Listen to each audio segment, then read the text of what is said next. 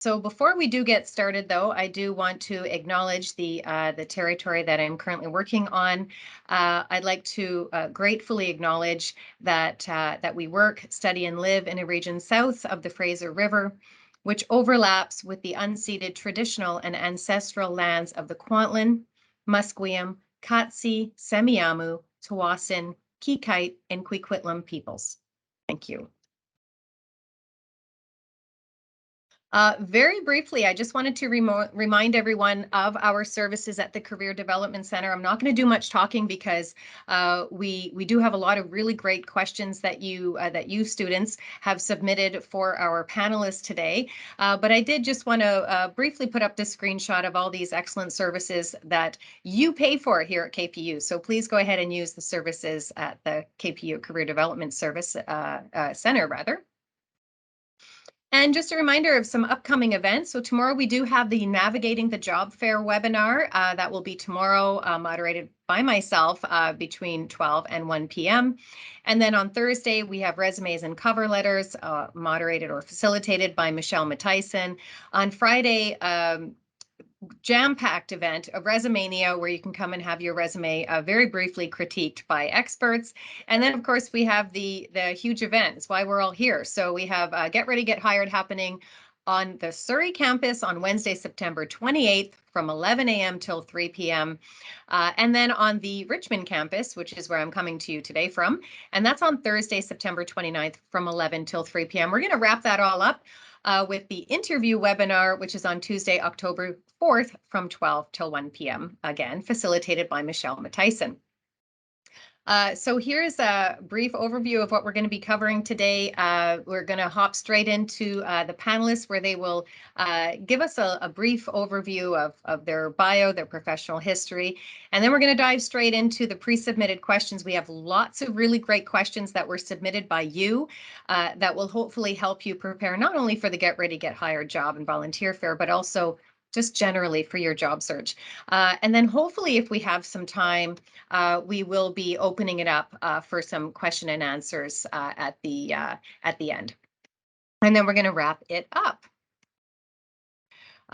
Okay, so on our panelists on our panel today, we do have 5 excellent panelists, and we have Elizabeth Tang, who's the manager of talent acquisition and strategic branding at Hub International. We also have Vicky Hong, who's the people and culture specialist at BE Power Equipment. We have Benita Parek, who is the talent acquisition partner at TD. Rebecca Levick, who's the HR advisor at the BC Liquor Distribution Branch, and Zoe Harrington, who's the coordinator of talent acquisition at Bell. So I thought that maybe I can just pass it over to the panelists, maybe in that order, and you can just tell our guest today a little bit about you. Elizabeth, can we go ahead and start with you?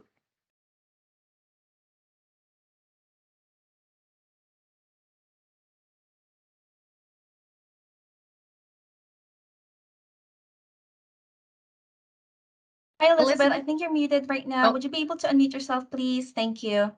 Yeah, for sure. Thanks, guys.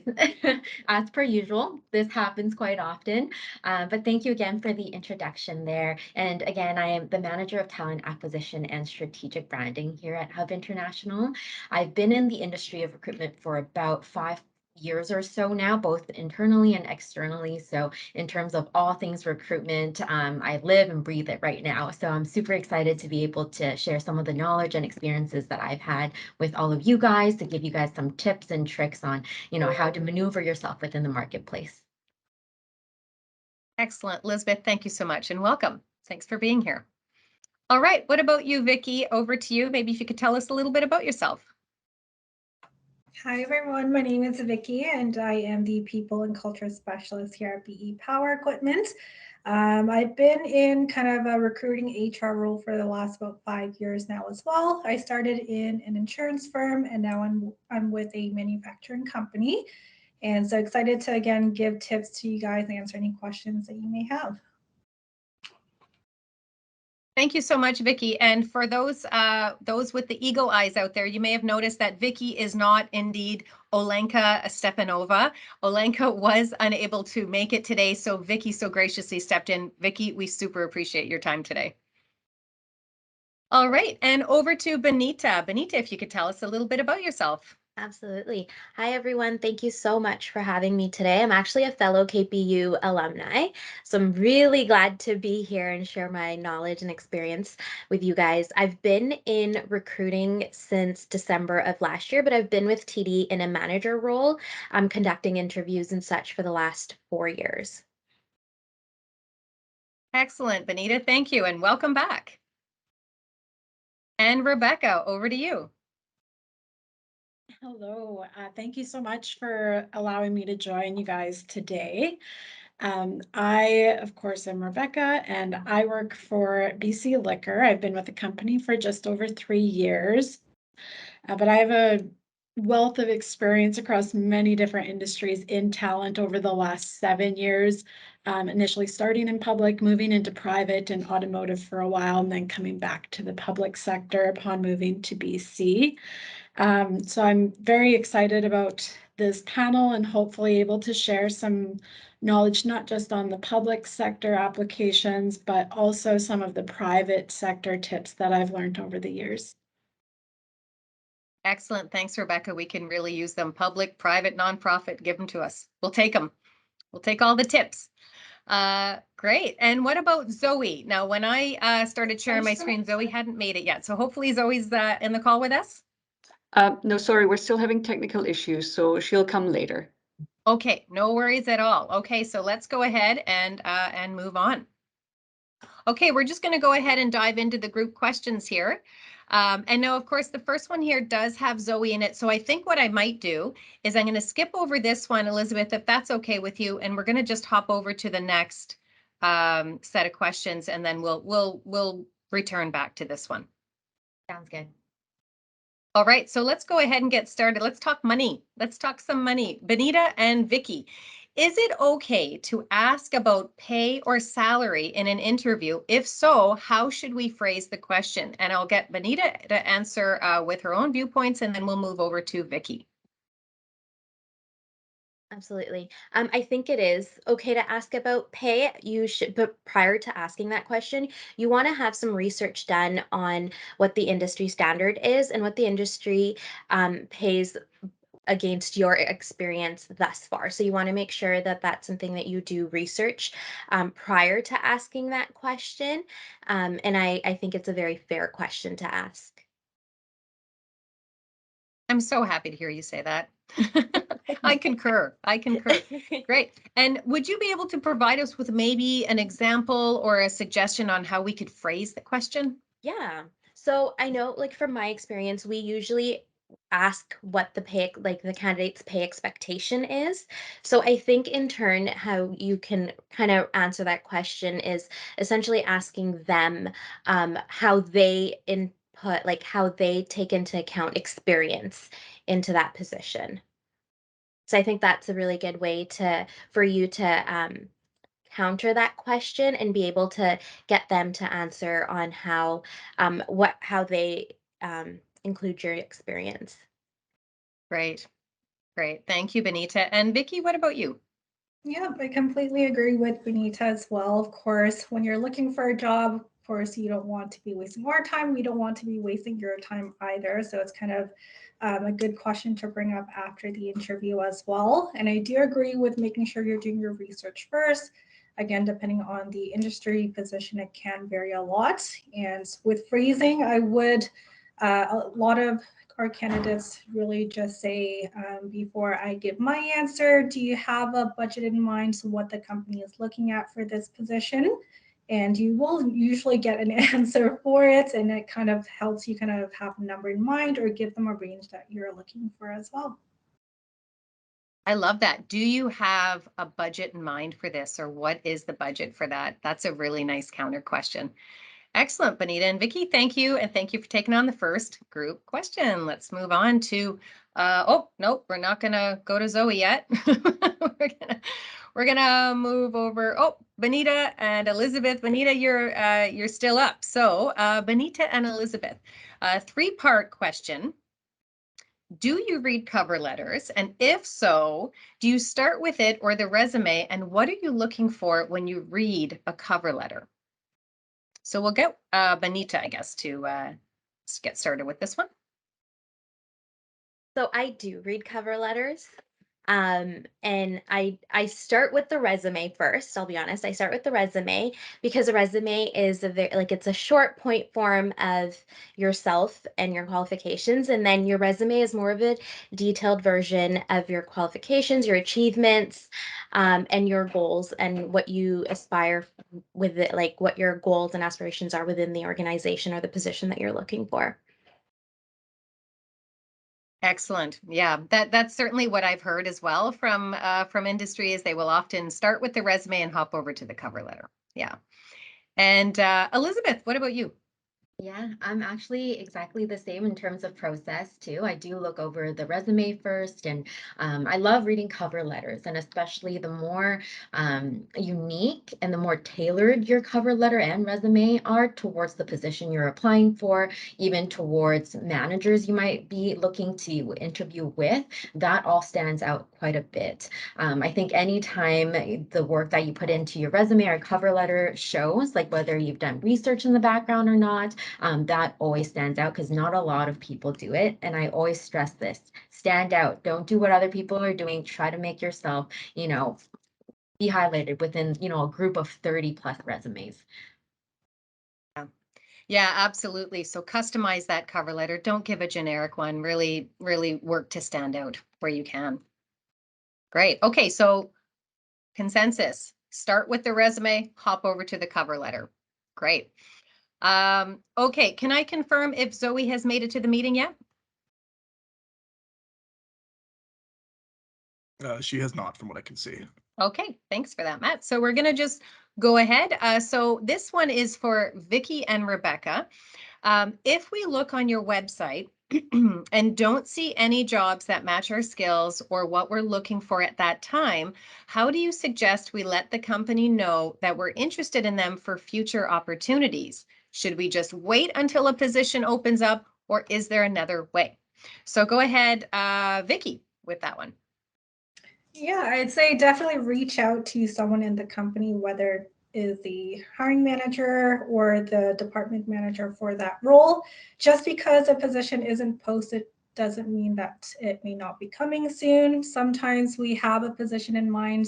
We're unsure if we really need someone for it, but if we do find a perfect candidate, it might just become available. So reach out, introduce yourself, let us know what you're looking for. And if we do have something, we can reach back out to you.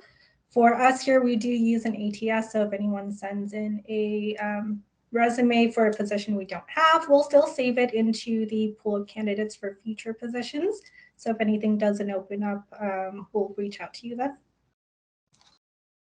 Okay, really, really helpful stuff. And that's really great to hear that you do encourage potential candidates to reach out, even if there isn't a current position that they're interested in. So thank you for that, Vicky. And Rebecca, over to you. All right, so this is where we see quite a big difference between the private sector versus the public sector. When we are doing hiring within the public sector, we are following a very strict process, particularly as part of BC government. We follow a process outlined by what's called the PSA, or Public Service Agency.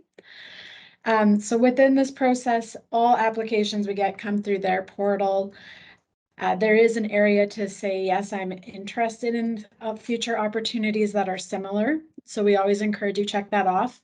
But another good tool to use for the liquor distribution branch in particular is to be checking the careers page on our website every 10 to 12 days. Our postings have to stay posted for a minimum of 2 weeks. But the average length is about 3 weeks or 21 days for postings. So that's the best way to keep engaged in what's open and what positions we have readily available. Of course, that impacts timelines for when you apply, but that's a whole other conversation for another day. Excellent, Rebecca. Thank you so much, and I'm happy that you point that out. That's specifically why I geared this question specifically to you and to Vicky, so that we could have see the difference in private and public. And so, a reminder, viewers, guests out there, that Vicky does come to us from BE Power Equipment, which is a private company, and Rebecca is with us from the BC Liquor Distribution Branch, which of course is part of the BC government. So private and public, very different answers. So thank you very much for that. I appreciate that from both of you. Okay, so I'm going to go back. I'm going to circle back, and we're going to, I suspect Zoe still hasn't been able to jump on the call. Can I get confirmation of that? No, we're still trying. No worries at all. All right. Thank you for that, Nadia. So Elizabeth, why don't I go ahead and ask you this question? This was the first one. How do I make my resume stand out from the rest? Can you give your top 3 tips? Yeah, I think the first thing that really comes to mind is in relation to the systems that we use internally. So for Hub International, for example, we use Workday. So a lot of times when we have our different systems, they'll highlight different, I guess, skills and qualities that you'll have in your resumes. And key things that stand out are in relation to the positions that you're applying for. For example, if I'm looking for somebody with administration experience for an admin role, I'd be looking for some keywords, and our system will also be able to highlight that for us as well. So whether it be typing skill, communication skills, or being able to work with internal partners, etc., for administrative tasks, whatever that may be, those things will stand out. Another tip, and this is for individuals who might be a little bit more visual, I do love looking at, resumes that are a little different than the rest, because a lot of the times you get resumes that look exactly alike. And so anytime you do put a little bit more, I guess, thought into kind of standing out a little bit from a visual aspect, that also stands out as well. Another tip I would say would be the content in your resume. To help you stand out, I think anytime you're able to include some sort of, let's say, numbers or details that really are captivating to a reader, I think that is always a great route to go with.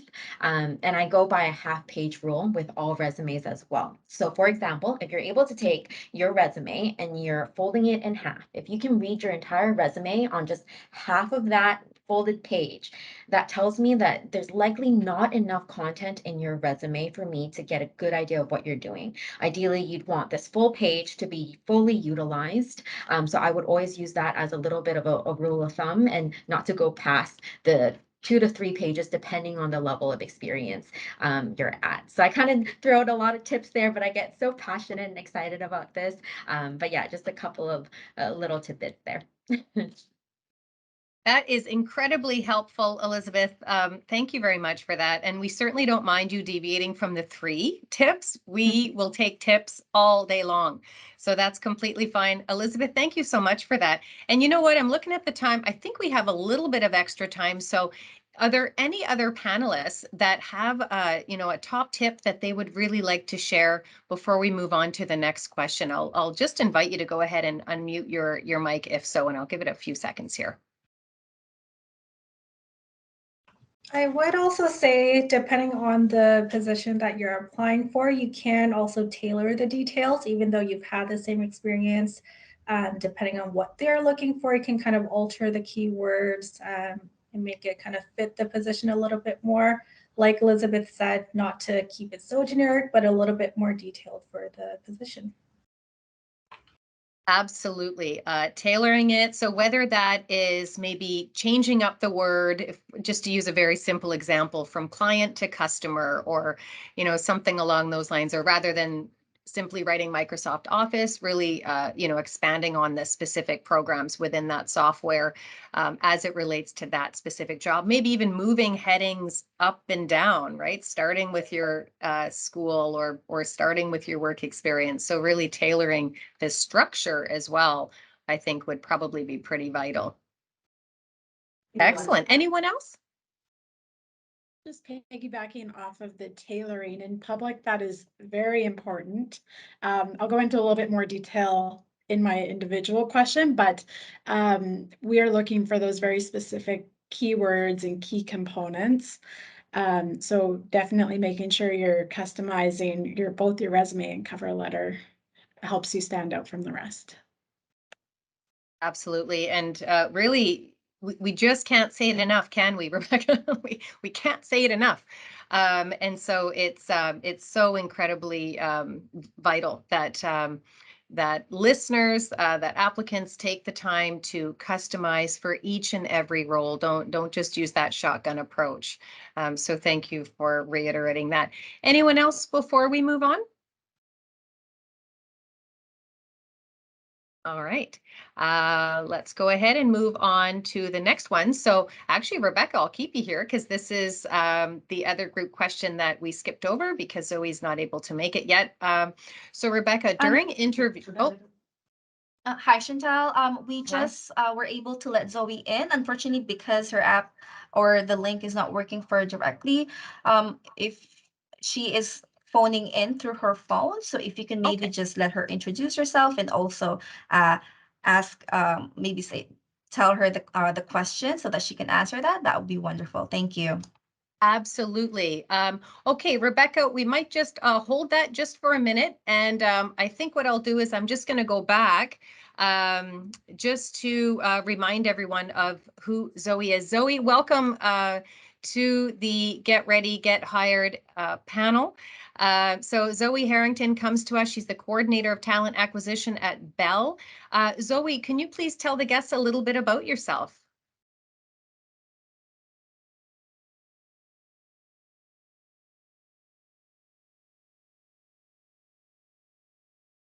Zoe, I'm not sure if you can hear us.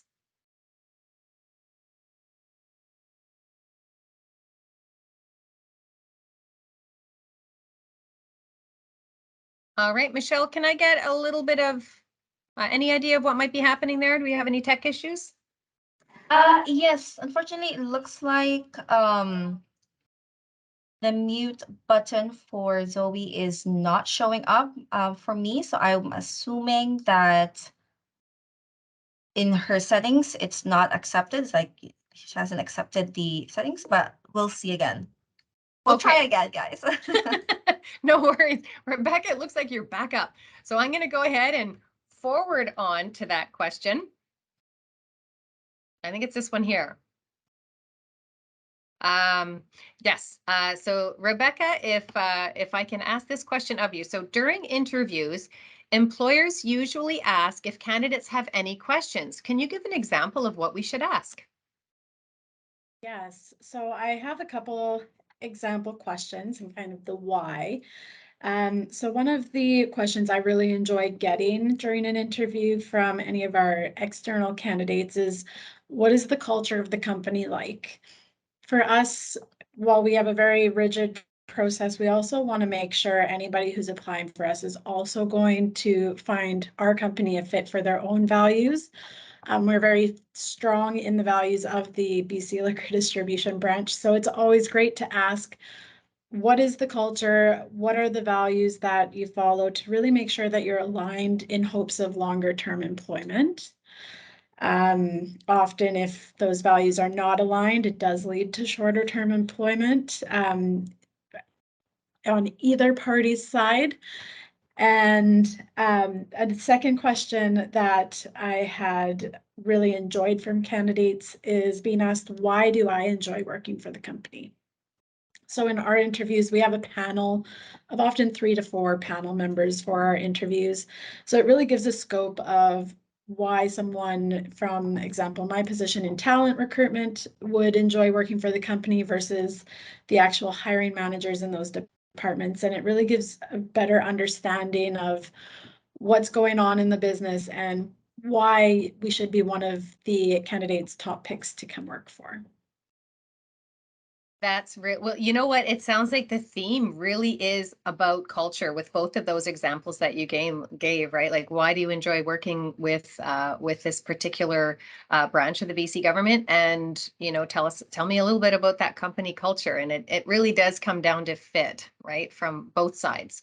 And it's true. I mean, as a recruiter or someone in HR or whatever, you want the person to stay, right? Like you want to be hiring the right person and you don't want to have to go through this again. You really do want them to stick around. And so retention is clearly very important from your end. And of course, they want to like it. They want to feel like they found their place, right? So really, really great examples there, Rebecca. Most appreciated. All right, can I check in? How are we doing with Zoe? Oh, Zoe. We're still having technical issues, No worries. unfortunately. No worries. Okay, let's go ahead and move on to the individual questions. And this one is for Benita. Benita, for teller positions at TD, do we require previous experience in a bank? Why would, so this is a two-parter, why would our application not be selected if we meet the criteria? So that's a really good question that I get often. The answer is you don't require any banking experience to start off in the teller position. The one requirement we have is actually two. You have to have a high school diploma or equivalent, and the other is customer service experience. So banking experience is not required for a teller position. Now, the second part of the question, why would our application not be selected? So there's two possible answers to this. One is we go through a lot of resumes per posting. So I'll give an example. So for one of my postings, I have over 200 applicants. So it's essentially just finding the right fit for that particular location. And the other may be if you have gone through the interview process and then you're not selected in that, usually it's just, rarely ever means absolutely not. It just means, I know this may sound cliche, but it just means not at this time. And if I can share a personal experience, I first applied at TD when I was 18. And without giving my age away, I just got hired there 11 years ago. So I myself had to apply twice. So I want to encourage everyone to continue to apply. Don't get discouraged. We do go through like 200 applicants for each posting, and we're usually managing anywhere between 50 postings to upwards of like 70. So it just sometimes it's hard for us to get back to every single candidate right away. So definitely please don't get discouraged, and I would continue encourage you to continue to apply for sure. Great, thanks for that, Benita. And does TD use an applicant tracking software as well? Like they have that kind of system? We do. We're in the middle of switching over, but we're kind of in between two, but Workday is one of them. So Okay, so Workday came Yeah. up. Who else mentioned Workday? What? I think it was Vicky. Vicky. Okay. Okay, so here we go. Listen up, students and alumni, Workday. Yeah. Okay, great. Thanks so much for that, Benita. Okay, now we're going to move over to Rebecca. Rebecca, can you please tell us how the BC Liquor Distribution Branch collects resumes, and please share your top 3 tips for applying specifically through your system? Yes, so this is a really great question, also leads to a very interesting answer. Is there are 2 ways that we go about things. So we are, of course, a unionized company, part of public service. Whenever we have what's called an RFT, or a regular full-time position, or even the temporary full-time positions, really anything that's going to be working our 35-hour work weeks for 7 months or up to permanent. For those applications, those are the competitions run through that PSA or Public Service Agency portal. All applications do come through that portal, and we go through We get a closing report from them for every competition, and we read every single application that comes through. So we do not use any software that screens resumes or cover letters for us. We're reading every single resume, every single cover letter that comes through. On the flip side of that, we also do hire and recruit for auxiliary positions, so more of those on-call part-time based positions. Those ones are often posted through either Indeed, or we also have a portal through Preview, which is what is linked to our career site. And with Preview, it does share across many different job boards and collects there. Again, it's all manual screening for us.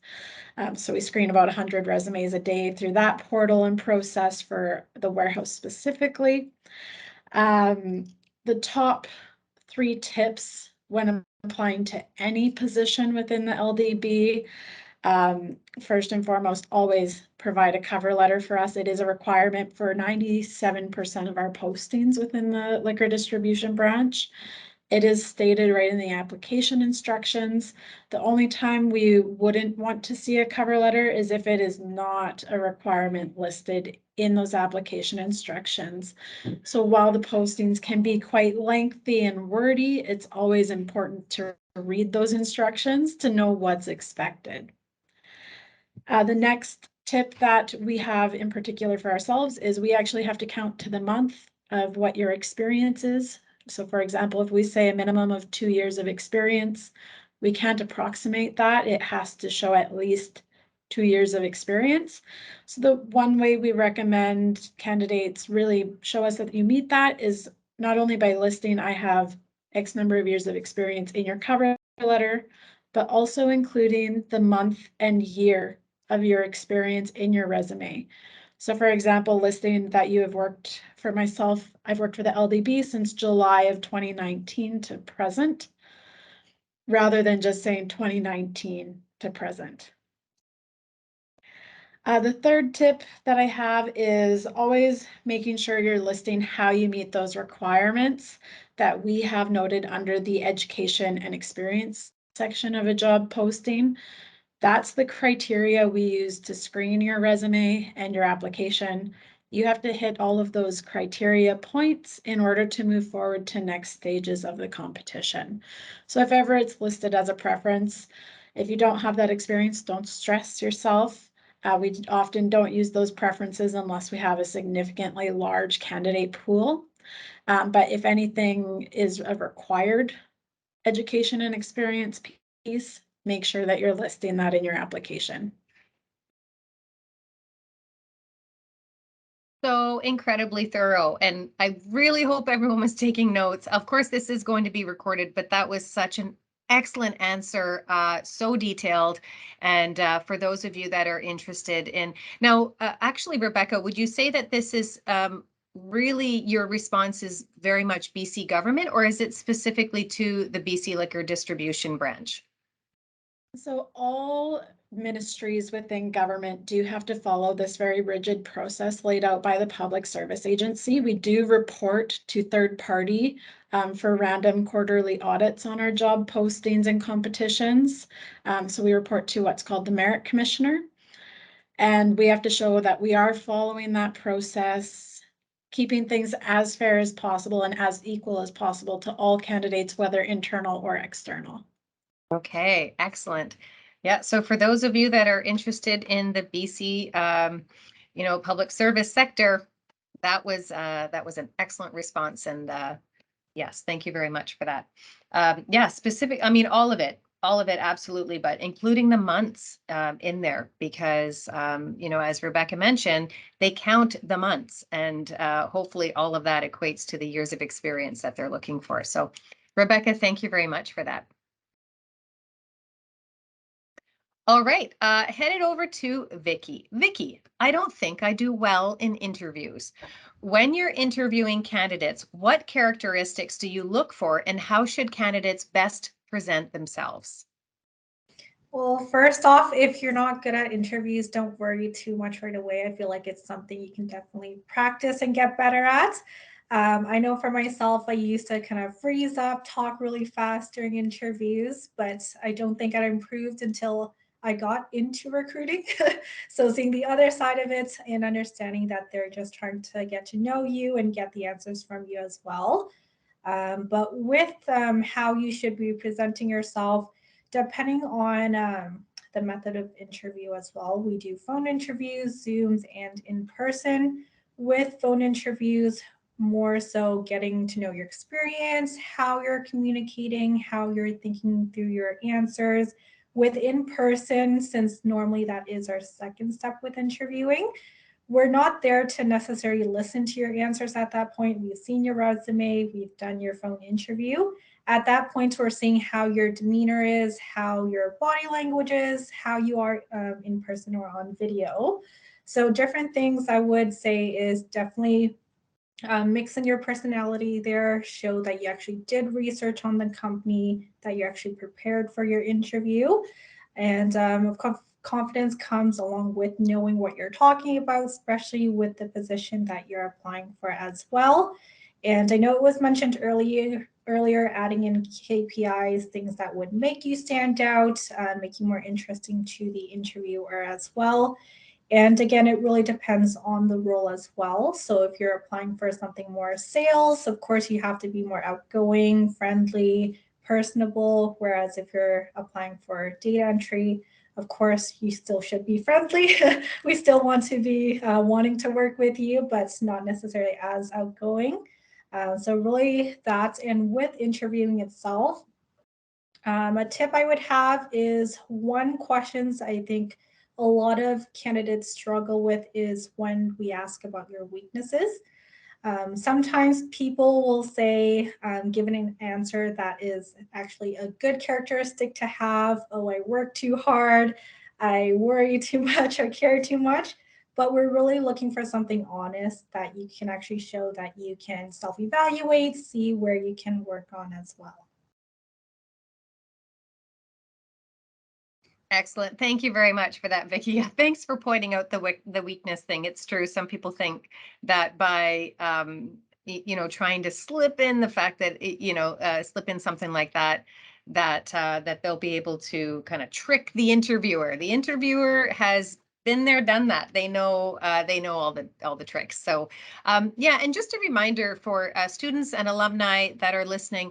If you feel as though this is you in this position, you don't do particularly well in interviews, by all means, book an appointment with either myself or the other career coach, coordinator of the Career Development Services, Michelle Matison, for a mock interview. That could be either virtual or in person. That preparation is vital in your success. So, Vicki, thank you so much for that. Chantal, just to quickly interrupt. So we're unable to get Zoe on the call, but what we're going to do is we're going to record her messages, her answers, and we will add that onto the webinar recording. Okay, sounds good. Thank you very much for that, Nadia. Yep, so this was a question that was put for Zoe. I'm going to just leave it here for a second, actually, because I do think it's a really good question, and I'm sure people would be interested in hearing an answer for this from one of the other panelists. So if any of the other panelists might be interested in answering this one, I'll leave it up for a couple seconds. Feel free to unmute your mic and go ahead and answer it. Please don't feel like you need to. If you don't want to, we will simply move on to the final question. So this question it was originally for Zoe. Can you tell us about an interview you conducted with a potential candidate that really stuck out for you, either in a positive or negative way?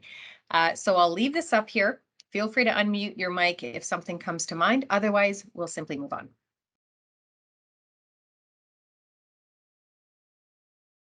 I have, I guess, one example in the negative sense of Great. Is this Vicki? Not to do. Is this Vicki? Yes. Oh, perfect. Thank you, Vicki. Yeah, go ahead. So I guess it was last year when I did an interview. It was just for a warehouse position here at our company. And during, I think it was the weakness question, they made an inappropriate joke. And they kind of laughed at their own joke. I kind of did make a comment on it and kind of moved on from it. But again, make sure you are professional during your interviews. I know some people, I've heard swear words during interviews as well. But yeah, just be mindful of what you're saying and who your audience is.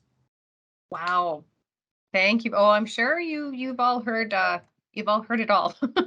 So, thank you, Vicki, for sharing that with us. Yeah, we'll go ahead and move on to the final question, and that one is going to Elizabeth. Elizabeth, for someone interested in working in the insurance industry later on, but is currently in school full-time, what related part-time jobs would you suggest I target now?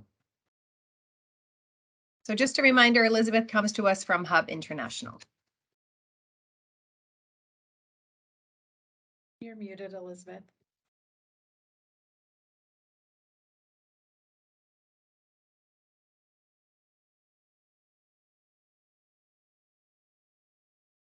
I can't see. Is Elizabeth, are you on? Did you manage to unmute yourself?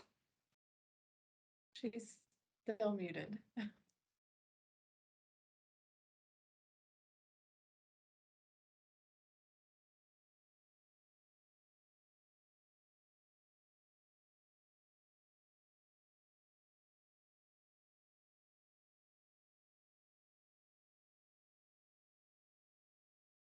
I'm not sure, Elizabeth, if you're having any technical issues. Yeah, it looks like there are some technical issues. Maybe Mute. can you go out and in again, out of the meeting, Elizabeth, and come in again, please?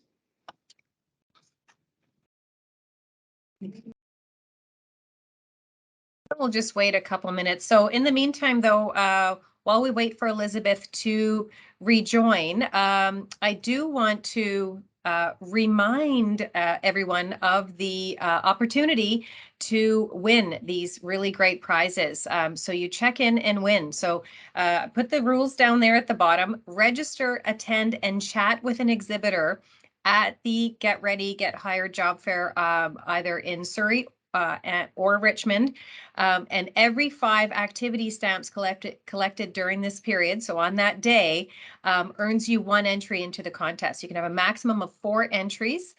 So you go to the Get Ready, Get Hired fair, you register once you're there, make sure that you get the stamp card, and then every time you speak with an employer, they'll stamp your card for you. And for every 5 activity stamps that you receive, you'll get 1 entrance in to win either a Fitbit, a $100 Brentwood gift card, or a tuition waiver. So we have a $500 tuition waiver or a $250 tuition waiver. So make sure that you come to the event and check in to win. How are we doing, Elizabeth? She's still unable to join or speak right now. Oh, okay. Give All us right. a couple of minutes. Yeah, absolutely.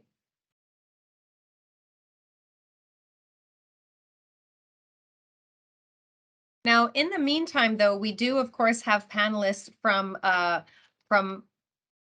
BE Power Equipment, TD, the BC Liquor Distribution Branch, and unfortunately, Zoe from Bell cannot be here. But if someone else would like to provide any kind of tips for anyone that's interested in breaking into the industry that you currently represent, do you have any suggestions on some part-time jobs or entry-level jobs that students might be good for right now?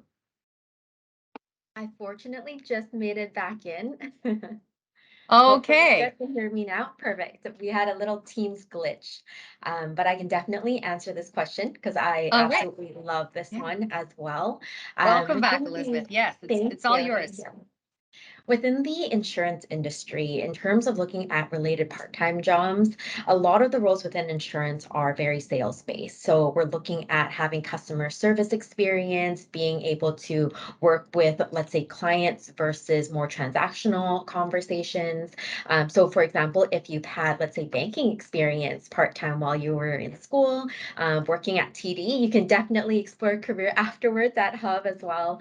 It's more of the transferable skills that we're looking at when it comes to the entry level positions. And then after you get your foot in the door with some of these entry levels, then the world's your oyster.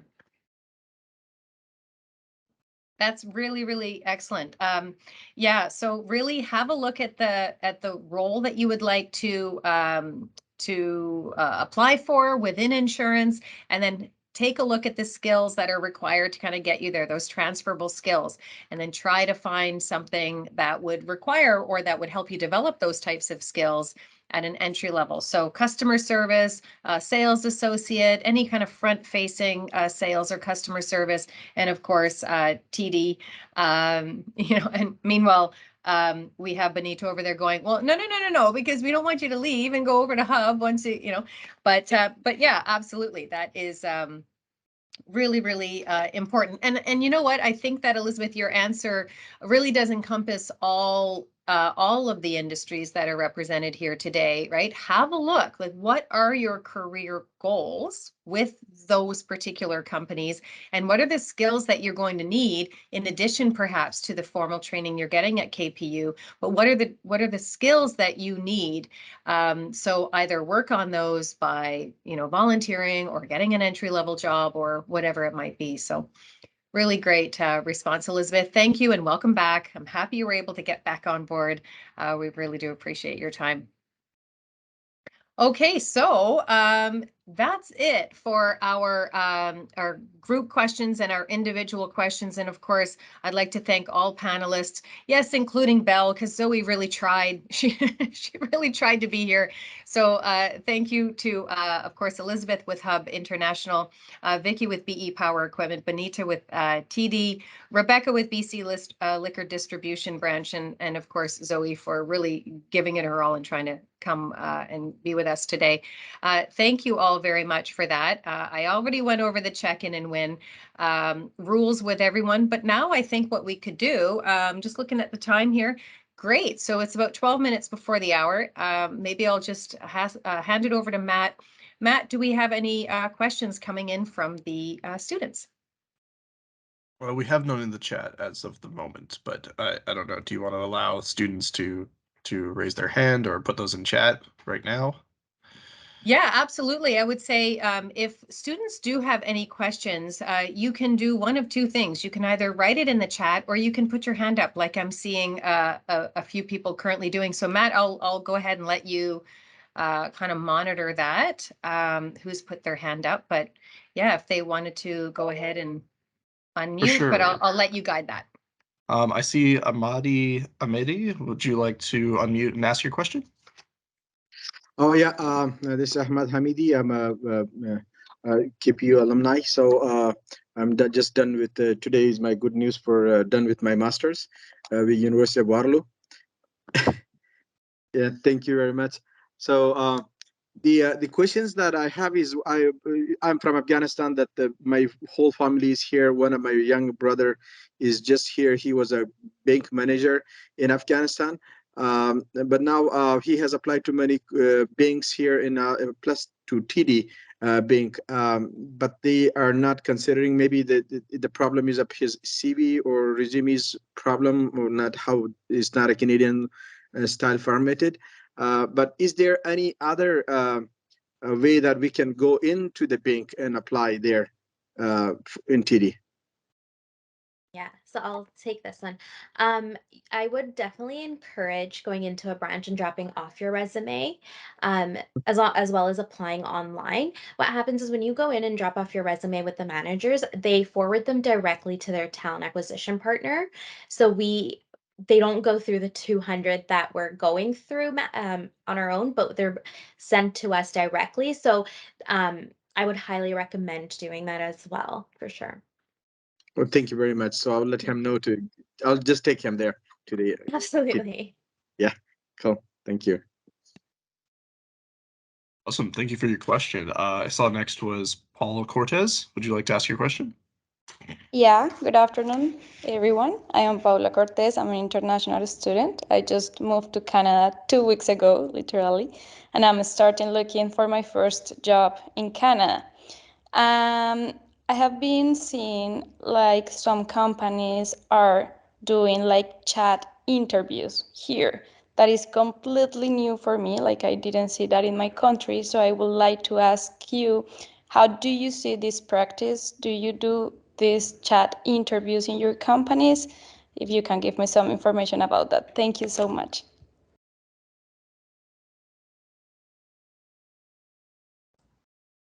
Well, for us, at our current company, we don't do chat interviews, but I know it is becoming popular.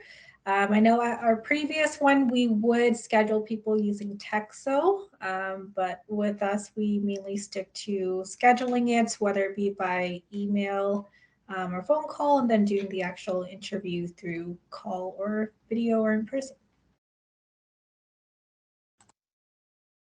Thank you for that, Vicky. Any other panelists conduct interviews the way that Paula was asking about? Okay, so it's not particularly common amongst our panelists here, Paula, but yeah, that's an interesting question, and perhaps they'll that'll be a direction that you go. All right, Great, Matt. thank you. We'll go on to, I think the chat was kind of next. So we've got, what's the best way to join TD as a student for working part-time? This is from Tushar. The best way to join part-time would be as a teller position, so the customer experience associate position. And definitely apply online. We're all, majority of the TA partners, I think if not all of them, we're all on LinkedIn. So feel free to connect with us on there. Send when you do send us a connect invitation, include a brief message. We like to see the proactiveness there, so for sure do that. And again, same thing, you want to go into a branch. If there's a branch that you're interested in working at, you want to go in and introduce yourself and drop off your resume, and that just fast tracks the resume to us a little bit. Awesome, thank you. Then the next question is from Kamal. Are the same companies coming to the job fairs at Surrey and Richmond campus? I think that'd be a question for Chantal, maybe. Sure, yeah, I'll take that. No, there is some slight difference. You will find many of the employers are coming to both, but if you go on to kpu.ca/get ready, get hired, and you scroll all the way to the bottom, you're going to see the list of employers, and you'll see which day or days they will be attending. So you can just have a look straight there. We'll be at both, just so everyone knows. We'll be at both. Great, thank you both. The next question was from, let me see, Jyoti. How can we join BC Liquor Store Distribution? So that is a great question. There are a few different routes. It really depends on which way you're interested in going. So we, of course, have distribution centers for liquor in Delta as well as Kamloops. So we do have a bit of spread there with our liquor side. We also have a cannabis distribution center in Richmond. And then we have stores all across BC. All of those, if you're looking to enter as an entry-level candidate, starting out, it would be through our auxiliary portals. All of those opportunities can be found on our website, which is bcldb.com/careers. You'll see an area that says stores or warehouse auxiliary hiring. That's the best route to get in. If you're looking to apply for a permanent position with any area of the business, whether it's liquor, cannabis, retail, head office positions, again, everything is on our website that we currently have, and that would be going through that public service agency portal.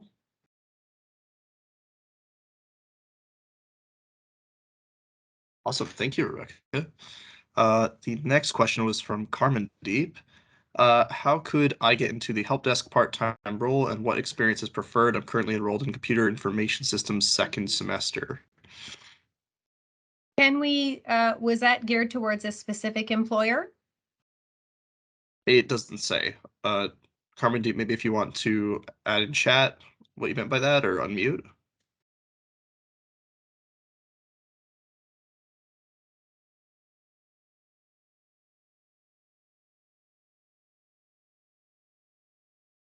to anyone who could answer, they said. Okay, Matt, can you please repeat that question then? Yeah, for sure. How could I get into the help desk part-time role and what experience is preferred? I'm currently enrolled in computer information systems second semester. Okay, is there anyone that would like to take this one? Rebecca, I suspect your answer from previous kind of falls into, kind of can answer this one as well. But. So all of our positions are on our website. Any part-time work isn't as common when you get into those more technical aspects within our company. So we do sometimes have auxiliary positions that come up for those, but a lot of our more tech or customer service type facing positions do fall under our wholesale customer care center rather than the IT department. Awesome. Thank you so much. Then the next question was from Cheng Shi. I'm an international student and didn't receive a work permit. Should I apply for or until I receive the permit? And I assume they mean, can I apply before receiving the permit, or do they have to wait for that?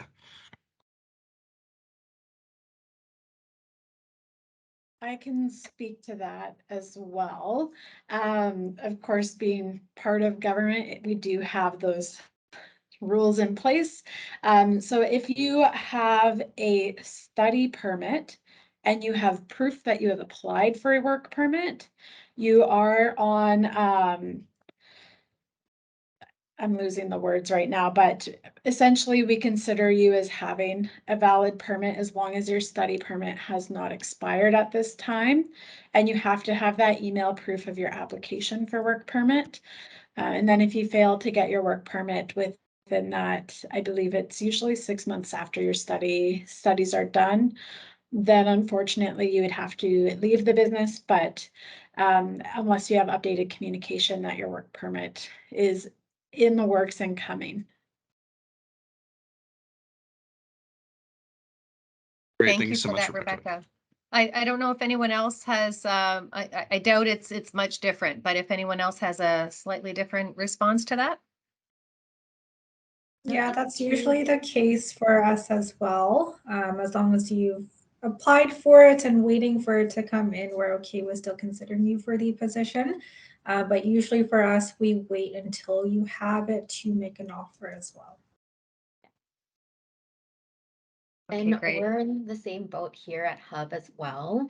I guess what I can add on to what's already been said is that, during your interviews or just kind of the early conversations, feel free to ask the employer, do you guys support this process, or how would that look like? I am on a work permit. So just be super transparent. And this way you'll be able to kind of be guided towards the right direction. Every single company will have their own guidelines and rules that they follow. So yeah, just having those conversations on the front end will be super helpful. Okay, great. Thank you. So I see that we're just about to come on to 1 o'clock.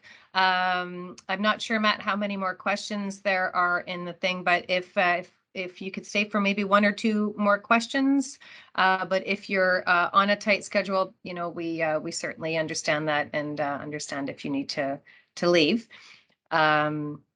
Yeah, so if for those of you that are maybe have to leave, just let me know.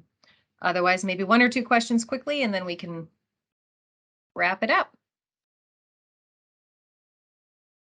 Yeah, there's a couple more questions. So if employers are able to stay, that'd be great. If not, no worries. This is from Vitor Bilani. What is the path to start a career in HR in your company, to anyone willing to answer? I can take that. Oh, sorry, go ahead. Sorry. There's a couple of ways you can apply directly into entry-level HR roles, or you can do it through the retail channel. So, which is how I did it. So you can start off as a teller, and you can then kind of move into the different, like the HR functional area. You are provided a lot of support from your manager as long as you make it known what your goal is, what your career goals are, and then the managers really try to connect you with the right people to get you into those departments. So there's two answers to that. You can either, apply directly into an entry-level HR role, or you can do it through the branch. Similar for us as well, as what Benita said, but we do sometimes have co-op positions in HR as well. We recently just had one over the summer. So again, check our career pages, see if there's any co-op entry-level positions that could help you get into the path, or it could be in something that is similar, because within our company, if you are interested in moving into HR in the future, that would be a possibility as well.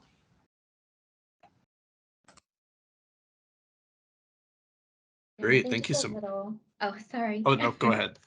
I was just going to add on, just in terms of gaining any experience possible, I think across all companies, shoot your shot, apply as much as possible. And when you're able to gain some sort of experience, whether it be a little bit more kind of talent acquisition recruitment focused with, let's say, an external recruitment company, or, coming into our company as an entry-level HR admin, whatever that may be, I would say just branch out, put your hands in multiple buckets. There's so much to learn out there, and every single bit of experience will be super valuable. So even if you don't hear back the first time, once you've applied to any of our companies, get more experience elsewhere and then come back.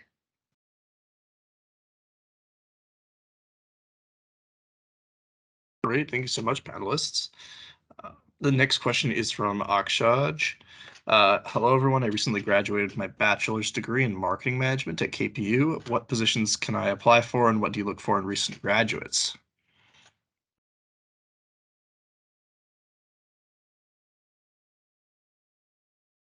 I could tackle this one as well.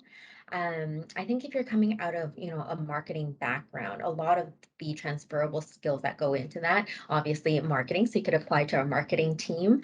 But amongst that would be kind of the sales-based branding experience as well. And that can be transferred into a lot of different roles. And this would fall into our insurance advisors as well, from the entry-level portion, or even if you wanted to explore recruitment, just to share a little bit more about Hub recently. I was actually hiring for a recruiter on my team as well, and kind of brainstorming of how I wanted to orient the team.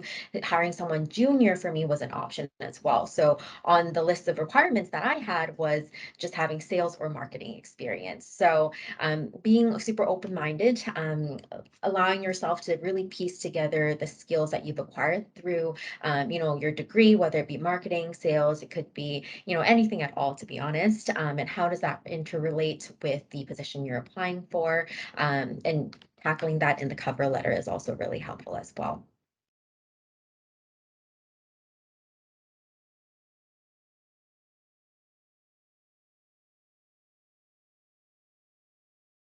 Awesome, thank you. I think we'll go on to the next question. Let me see.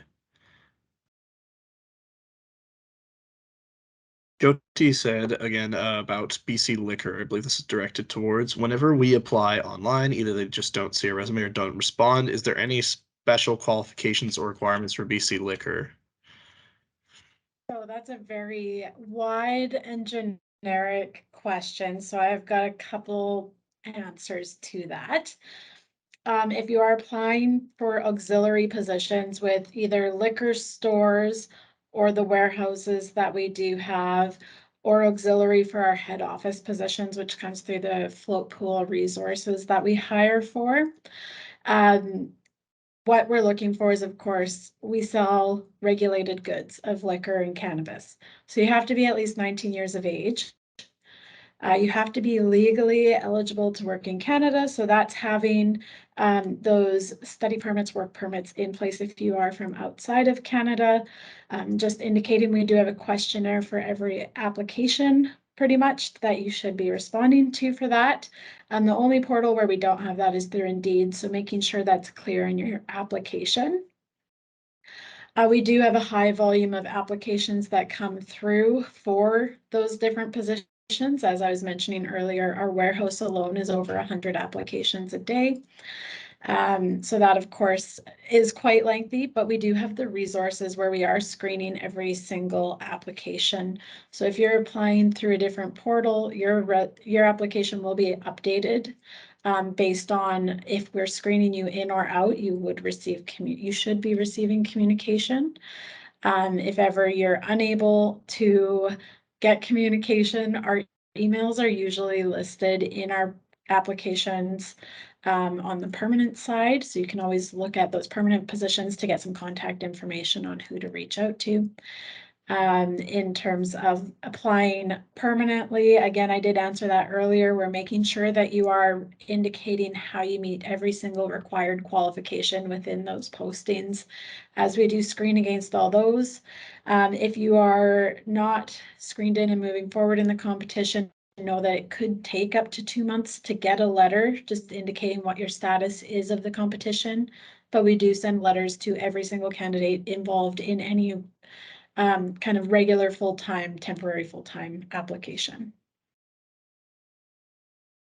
Matt, if I can just interject, yeah, that's one thing, Rebecca, that I absolutely love about BC government job postings. There's always an email. There's a contact person. I mean, that's a dream. That's a dream, really, right? For a job seeker to be able to ask a question, reach out and ask a question about that particular role. Thank you for that, Rebecca. And Matt, I see that we might just have one more question. I think we might cut it off there. So we have Parikshith. I hope I'm pronouncing that correctly. And Matt, I'll let you go ahead and read that question, but this will be the last question for the panelists. Yeah, absolutely.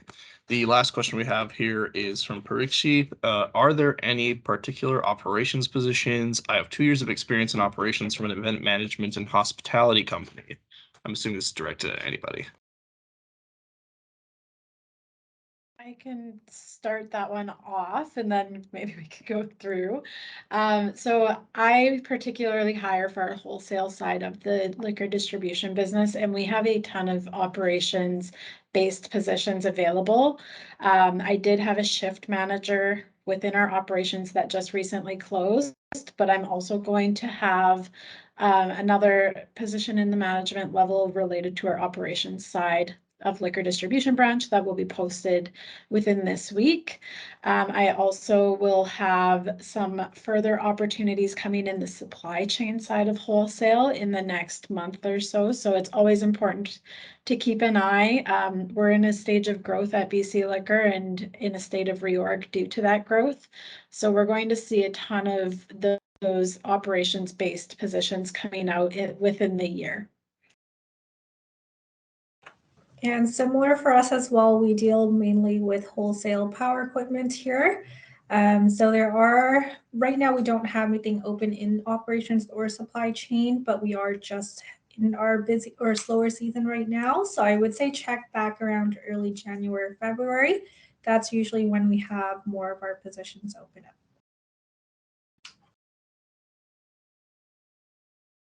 All right, great. I don't know if any of the other panelists, I think that might be it. Good. Okay, you're very welcome, Parikshith. Okay, so I think that pretty much wraps up this incredibly informative panel discussion we've had today. Thank you to each of you for taking time out of your day and for also attending what Michelle has also indicated in the chat as being both days for all of you attending today. So you're all attending both days. I don't know if you knew that, but you are.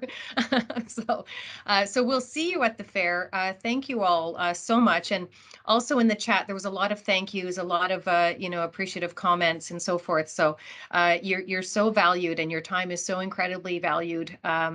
Thank you again for giving that to us today and for giving it to us on September 28th and September 29th for the Get Hired Job and Volunteer fair. So we'll leave it there. Thank you all so very much. And to all the KPU students and alumni who have taken time out to attend today and ask the questions, thank you as well. We really do appreciate your time. Everyone have a really great day.